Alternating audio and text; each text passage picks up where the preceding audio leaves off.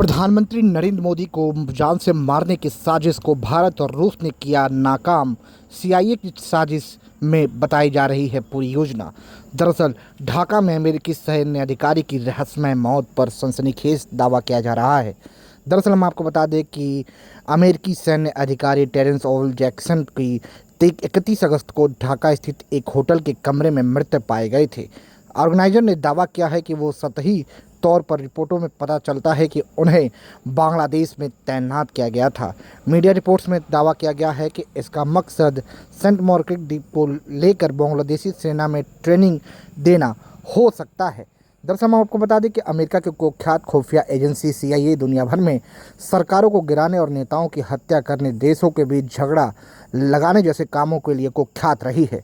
CIA नागरिक विद्रोह को भड़काकर सरकारों पर प्रेशर बढ़ाती हैं, सरकारें गिराती हैं और अमेरिका में आधिपत्य रूप में स्थापित होती हैं। जैसे पाकिस्तान, नेपाल और बांग्लादेश में हालिया समय में हुआ। दक्षिण एशिया के पिछले कुछ सालों में लगातार सीआईए एक्टिव रही है। आपको बताते चले कि जिस तरीके से ऑर्गेनाइज एक ताज़ा रिपोर्ट के मुताबिक सनसनीखेज आरोप लगाया गया है। यह आरोप है कि बांग्लादेश की राजधानी ढाका में अमेरिका के एक अधिकारी की रहस्यमय मौत को लेकर दावा किया गया है कि 31 अगस्त को बांग्लादेश के ढाका में मिले अमेरिकी सैन्य अधिकारी की रहस्यमय मौत में एक बड़ा सवाल खड़ा कर दिया है। दरअसल हम आपको बता दें कि प्रधानमंत्री नरेंद्र मोदी जिस तरीके से चीन के समिट के दौरे पर थे, वहां पर जो रिपोर्ट्स आती है उसमें कहा गया है कि अमेरिकी सुरक्षा अधिकारी की मौत से आशंकाएं जताई जा रही हैं कि अमेरिका भारत की और प्रधानमंत्री मोदी को निशाना बनाने के इरादे से ढाका में तैनात किया गया था।